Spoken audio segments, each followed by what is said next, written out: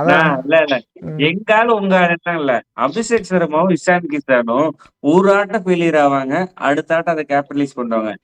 சஞ்சு சாம்சன் இருக்கிற problem failure ஆனா ஒரு 10 இன்னிங்ஸ் 15 இன்னிங்ஸ் தொடர்ந்து ஃபெயிலியர் ஆறாரு. அது மட்டும் தான் எங்க பேச்சு. இன்கேஸ் அபிஷேக் சர்மா வந்து ரெக்கவர் ஆயிருவாரு, ஒருவேளை அந்த 1% ஆகலைன்னா சஞ்சு எப்படி விட்டுட்டு ஆட முடியும் ஓப்பனர்? சஞ்சு இப்படி ஆடிட்டு இருந்தாருன்னா எப்படி பாகிஸ்தான் கூட போய் ஆடுறது? அதுவும் அந்த பிச் எல்லாம் ரொம்ப பெருசு, ஸ்பின்னர் இருக்காங்க நிறைய. சஞ்சு நீங்க நல்லா தாண்டா அடிக்காரு 8 பாலுக்கு 22. இதோடக்கு மேல அபிஷேக் மாதிரி. ஏன்னா அபிஷேக் 15 பாலுக்கு 30 அடிச்சா ஒத்துக்கிறீங்க, 8 பாலுக்கு 22 ஒத்துக்க மாட்டீங்களாடா? ஏன்னா 8 பாலுக்கு 22ன்றது நீ போன மேட்ச் ஒரு 50யோ 40யோ அந்த மாதிரி இன்னிங்ஸ் பில்ட் பண்ணி அடிச்சுட்டு இந்த மேட்ச் ஒரு ஃபெயிலியர் ஆன சீக்கிரமா அவுட் ஆயிட்ட, ட்ரை பண்ணி அவுட் ஆயிட்டேன்னா ஒத்துக்குவேன்.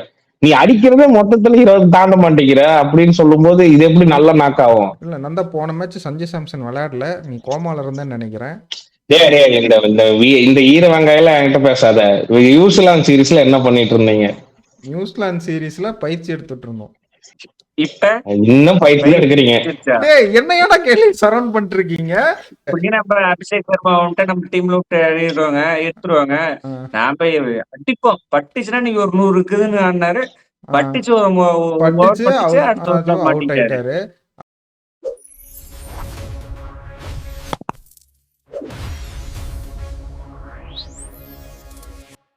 வணக்கம் மக்களே, இன்னைக்கு ஒருத்தன் சரியான பொதுமாத்து வாங்க போறான், அதுல இருந்தே போயிடுவோம். அதுக்கு முன்னாடி நீங்க பார்த்துட்டு இருக்கிறது கிரிக்கெட் கச்சேரி. எல்லாரும் வீடியோ பாக்குறீங்க ஆனா சப்ஸ்கிரைபே பண்ண மாட்டீங்க. மறக்காம சப்ஸ்கிரைப் பட்டன் அழுத்திட்டு வீடியோ பாருங்க. சஞ்சு சாம்சன் அடிக்கலாம் என்னடா பண்ணுவேன்னு கேட்டேன். ஸ்டார்ட் நல்லா பண்ணாரு, ஆனா என்ன இது பவுலிங் பிச்சு. இதெல்லாம் இந்த கதையெல்லாம் சொல்ல வரங்காட்டி என்ன நீ பேசணும்னா பேசிடு, என்ன மனப்படம் பண்ணிட்டு வந்து அதெல்லாம் பேசிடு. சொல்ல வரதே விடணும். மனப்படம்லாம் பண்ணிட்டார்ல.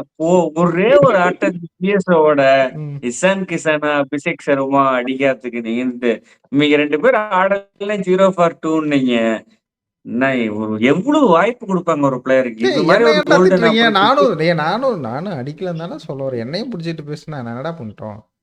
கீழே கமெண்ட்ல போட்டீங்களா? கீழே கமெண்ட்ல பாத்தீங்களா ப்ரிவியூ வீடியோல? இன்சூரி ஆகும்னு யார் வேண்டிட்டு இருக்கிறா? ப்ரோ வேண்டல, கண்ணுப்பட்டது யாருன்னு கேட்டேன். நான் ஃபேக்டா சொன்னேன், இந்த மாதிரி ஒரு அதிரடியா ஆனா கண்ணுப்பட்டு போயிடும்னு சொன்னேன். கண்ணு பட்டுருச்சு, அது ஒண்ணும் பண்ண முடியாது. இல்ல இதுல இப்ப இன்னைக்கு ஒரு பிரச்சனையுமே இருக்கு. இன்கேஸ் அபிஷேக் சர்மா வந்து ரெக்கவர் ஆயிருவாரு, ஒருவேளை அந்த 1% ஆகலைன்னா சஞ்சு எப்படி விட்டுட்டு ஆட முடியும் ஓப்பனர்? சஞ்சு இப்படி ஆடிட்டு இருந்தாருன்னா எப்படி பாகிஸ்தான் கூட போய் ஆடுறது? அதுவும் அந்த பிச் எல்லாம் ரொம்ப பெருசு, ஸ்பின்னர் இருக்காங்க நிறைய. சஞ்சு நீங்க நல்லா தாண்டா அடிக்காரு 8 பாலுக்கு 22. இதோடக்கு மேல அபிஷேக் மாதிரி. ஏன்னா அபிஷேக் 15 பாலுக்கு 30 அடிச்சா ஒத்துக்கிறீங்க, 8 பாலுக்கு 22 ஒத்துக்க மாட்டீங்களாடா? என்னடா பைஸ்? இல்ல புரியல. நான் வந்து அடிச்ச 2 பிரச்சனை கிடையாது, அவுட் ஆற ஷாட் தாங்க பிரச்சனை. அவரு விக்கெட் எடுத்துட்டு இருக்கிறாங்க எல்லா டீமுமே. 8 பாலுக்கு 22ன்றது நீ போன மேட்ச் ஒரு 50யோ 40யோ அந்த மாதிரி இன்னிங்ஸ் பில்ட் பண்ணி அடிச்சுட்டு இந்த மேட்ச் ஒரு ஃபெயிலியர் ஆன சீக்கிரமா அவுட் ஆயிட்ட, ட்ரை பண்ணி அவுட் ஆயிட்டேன்னா ஒத்துக்குவேன். நீ அடிக்கிறதே மொத்தத்துல 20 தாண்ட மாட்டேங்கிற அப்படின்னு சொல்லும் போது இது எப்படி நல்ல நாக் ஆகும்? இல்ல நந்தா போன மேட்ச் சஞ்சு சாம்சன் விளையாடல, நீ கோமால இருந்தேன்னு நினைக்கிறேன். இந்த ஈர வெங்காயம் என்கிட்ட பேசாத. நியூசிலாந்து சீரீஸ்ல என்ன பண்ணிட்டு இருந்தீங்க? நியூசிலாந்து சீரீஸ்ல பயிற்சி எடுத்துட்டு இருந்தோம். இப்ப இன்னும் பயிற்சி எடுக்கிறீங்க. என்னையோட கேள்வி சரௌண்ட் பண்ணிட்டு இருக்கீங்க. வாய்ப்பு கொடுத்தாங்க, அடிச்சாரு. இதே அபிஷேக் சர்மா இந்த 3 6 ஒரு 4 அடிச்சா நீங்க ஒத்துக்குவீங்க, எங்கால அடிச்சா ஒத்துக்கல. சரி விடு. எங்கால உங்க இல்ல அபிஷேக் சர்மாவும் இஷான் கிஷானும் ஒரு ஆட்டம் ஃபெயிலியர் ஆவாங்க, அடுத்த ஆட்டம் அதை கேபிட்டலைஸ் பண்ணுவாங்க. சஞ்சு சாம்சன் இருக்கிற ப்ராப்ளம் ஃபெயிலியர் ஆனா ஒரு 10 இன்னிங்ஸ் 15 இன்னிங்ஸ் தொடர்ந்து ஃபெயிலியர் ஆறு. அது மட்டும் தான் எங்க பேச்சு, வேற எதுவுமே கிடையாது. நான் கேக்குறேன், நான் கேட்டே ஆகணும். இந்த பிச்சு அதாவது 65 to 70 மீட்டர் இருக்கிற பிச்சில் ஸ்டேடியம்லயே நம்ம சஞ்சு சாம்சன் பாஸ் பண்ணி அப்படியே லெக் சைடு அப்படியே நீட்டா கேட்ச் ஓடிச்சுட்டு போறாரு. பிரேமதாஸ் ஸ்டேடியம் அன்னைக்கு நான் சொன்னேன், கமிந்து மெண்டிஸ் அடிச்ச 6 லைன்ல விழுந்துச்சு. அது 87 மீட்டர்னாங்க. அதாவது சரௌண்டிங்ஸ் அது 360மே 80 to 85 மீட்டர் இருக்கிற 6 லைனை சஞ்சு சாம்சனால கொழும்போல கிராஸ் பண்ண முடியுமா? சப்போஸ் ஓப்பனிங் ஆனா நீ டிபெண்ட்ஸ் ஆன் த பவுலிங் தான் சொல்லுவாங்க. ஸ்பின் தான் போட போறாரு. நீ சொல்ற மாதிரி உடனே ஸ்பின் அவர் ஆடவே தெரியாதுன்னு சொல்லுவேன். நான் என்ன சொல்ல வரேன், இன்னைக்கு அபிஷேக் சர்மாவோட ரோல் இவர் எடுத்து தான் அதிரடியா ஆடினாரு. அவரு மாதிரியே ஆடணும்னு ட்ரை பண்ணி தான் அவுட் ஆனாரு. சொல்றது அந்த ரோடெல்லாம் எடுக்கல. நம்ம அபிஷேக் சர்மா வந்துட்டு நம்ம டீம்ல விட்டு எடுத்துருவாங்க. நாம அடிப்போம். பட்டுச்சுன்னா நீங்க ஒரு 100 இருக்குதுன்னு ஆடினாரு. பட்டுச்சு அவுட் ஆயிட்டாரு. அதுக்கு அது விடுங்க. வாசி கொண்டு வந்துட்டா, வாசி ஒரு பவுலிங் ஆப்ஷன், வாசி ஓப்பனிங், அபிஷேக் சர்மா. அப்ப ரிங்கு சிங் பரவாயில்லையா நீங்க ஆனது? நீ காலங்காலமா ரொம்ப நாளா சொல்லிட்டு நீங்க தான் முட்டு கொடுத்துட்டு. சரி ரிங்கு இல்ல நான் சொல்றேன், படலைன்னு ரிங்கு சிங் இந்த மாதிரி ஏமாத்திட்டு இருந்தாரு. ரிங்கு சிங் நீங்க மாட்டிக்கிட்டாரு, பச்சையே மாட்டிக்கிட்டாரு. அப்புறம் வாஷிங்டன் சுந்தர் மாத்தாரு வெளியே வேற யாருக்குறா? குல்தீப் உள்ள, குல்தீப், சிராஜ், பவுலர்ஸ் மட்டும் தான் இருக்காங்க. பெருசா பேட்டிங் ரிங்கு இடத்துல வாசி கூட ஆடுவேன். ஏன்னா ரிங்கு வாஷிங்டன் வந்து பேட்டிங்கே தருவாருன்னு நம்பிக்கை இருக்கு எனக்கு. மழவெல்லாம் நீங்க பேசாதீங்க. மேட்ச் இன்னைக்கு ஒரு வாய்ப்பு இருக்கு. சஞ்சு சாம்சன் வாய்ப்பு இருக்கு தம்பி. நீ 1000 குறை வைப்பா. சஞ்சு சாம்சன் அடிச்சுதான் கப்பு வாங்க போற. நீ கம்முன்னு இரு. இல்ல எனக்கு இல்ல, நான் ஏன் இப்படி சொல்றேன்னா, நான் இத்தனை வருஷமா கிரிக்கெட் பார்த்திருக்கேன்.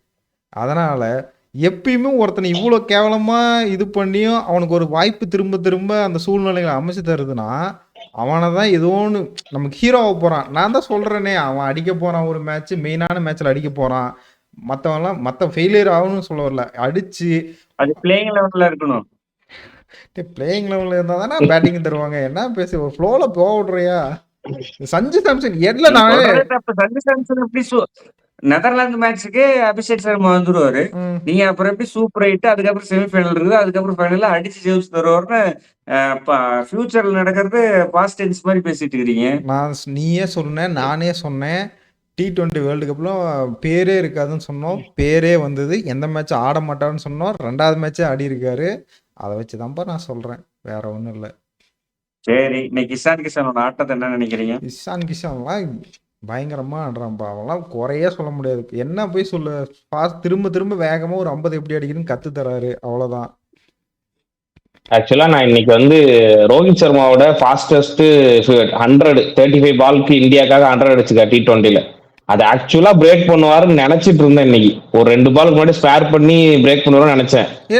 அன்பார்ச்சுனேட்லி கொஞ்சம் அவசரப்படாம ஆடி இருந்தா இன்னைக்கு முடிச்சிருப்பாரு. நாளை இந்த மாதிரி டீம் கூட எல்லாம் அடிச்சா ஒத்துக்கவே மாட்டேன். அந்த மாதிரி டீம் கூட ரெக்கார்ட்ஸே வரக்கூடாது. ஒரு ஆஸ்திரேலியா, ஒரு இங்கிலாந்து, அட்லீஸ்ட் ஒரு பங்களாதேஷ் கூடயாவது அடிக்கணும். அப்பதான் நல்லா இருக்கும். இந்த மாதிரி அடிச்சா நமக்கே காலையில வந்து இல்ல சப்போஸ் சஞ்சு சாம்சன் செஞ்சுரி அடிச்சிருந்தா நானும் ஒத்துருக்க மாட்டேன். நானே சொல்லிருக்கேன். இல்ல சத்தியமா நானே ஒத்துருக்க மாட்டேன். நீங்களும் ஒத்துருக்க மாட்டீங்க. நான் பிபியா கூட அடிக்கிறேன். நான் பிபியா கூட அடிப்பேன். சஞ்சு சாம்சன் ஒரு 50+ ஸ்கோர், அட்லீஸ்ட் 100 அடிப்பாருன்னு எதிர்பார்த்தேன்.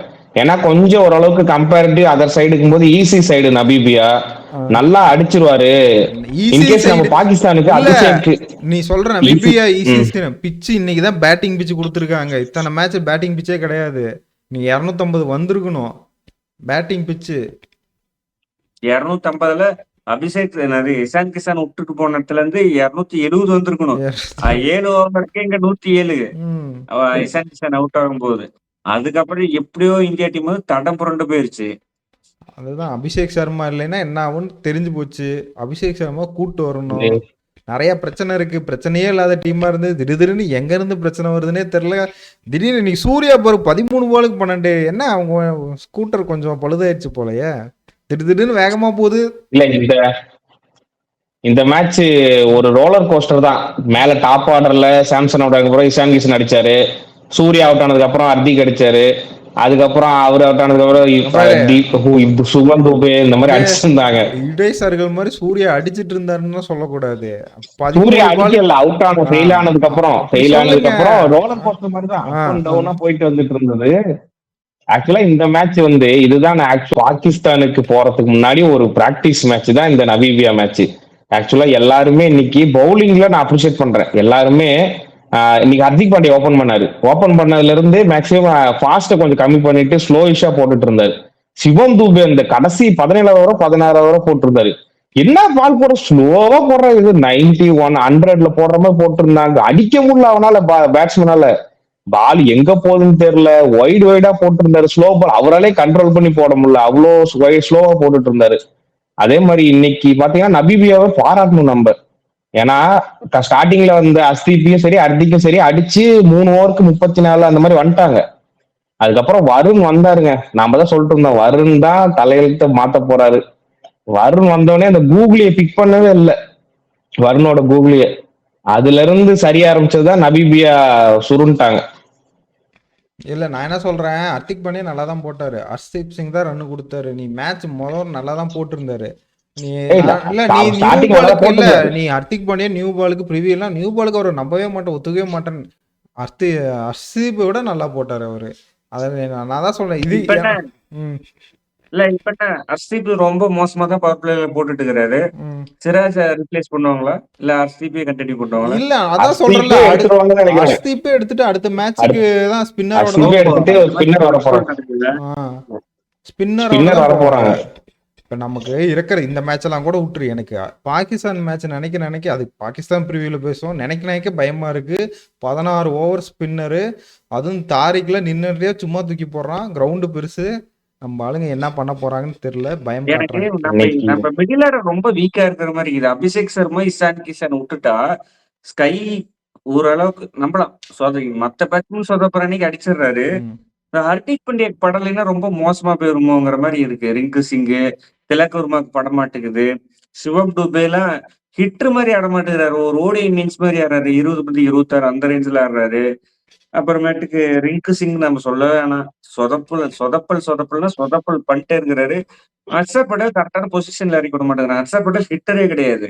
அவரை கீழே 8வது இடத்துல இறக்கி விடுறதுக்கு வந்து மேல வந்து ஒரு 5ஓ 4ஓ அந்த இடத்துல அந்த பொசிஷன்ல இறக்கி விடலாம். ஏன் இப்படி சொதப்புறாங்கன்னு எனக்கு தெரிய மாட்டேங்குது. அதுதான் நம்ம ஃபர்ஸ்ட் டிராவிட் இருக்கும்போது பேட்டிங் ஸ்டெடியா இருக்கும். மேலே 3 பேர், அந்த 3 பேரே தாண்டி பேட்டிங் வராது. இப்போ பாருங்க, அந்த மேலே 3 தாண்டி சூர்யா சொதப்பி, அதுக்கு மேலே ஹர்திக் பாண்டியாலாம் அங்கே இறங்கவே மாட்டார். சிவம் துபே தான் இறங்க. நானும் சொல்கிறேன் 12வது வர மேலே சிவம் துபே தான் இறங்கணும் கேட்க. இன்னைக்கு பாருங்க சிவம் துபே தூக்கி வந்து இப்போ எத்தனாவது ஒரு கடைசியாக இறங்குறாரு. பேட்டிங் ஆடுறது இப்படி கொலாப்ஸ் பண்ணால் அப்புறம் அவங்களுக்கே ரோல் கிளியாரிட்டி இல்லை. சொன்ன மாதிரி அக்ஷர் பட்டேல் எங்கே 8th பேட்ஸ்மேனாக அவர் எவ்வளோ சூப்பராக ஆடுவார் மேலே. அவெல்லாம் இன்னும் கீழே இறக்கி அந்த இடத்துல ஃபினிஷர் அவர் கடைசி பாலுக்கு 3 பாலுக்கு 3 சிக்ஸர் அடிச்சு கொடுக்கும். அவர்கிட்ட இருந்து என்ன மிடில் ஓவரில் நல்லா ஆக்சிலரேட்டர் பண்ணி கொடுப்பாரு. ஃபினிஷிங்லாம் அவர் ஆடி தர மாட்டார். கம்பீர் தான் இதுக்கு பதில் சொல்லணும். ஆனால் நம்ம என்ன போய் சொல்கிறது, இந்த மாதிரி நம்ம திரும்ப பேட்டிங் ஆட சஃபல் பண்ணிக்கிட்டே இருந்தோம்னா கண்டிப்பாக நம்ம ஜெயிக்க மாட்டோம். இது நமக்கே தெரியும். எனக்கு இந்த மேட்ச் நினைச்சா ஒரே ஒரு இதுதான் ஞாபகம் வருது. இந்த சந்தான காமெடி ஒண்ணு இருக்கும்.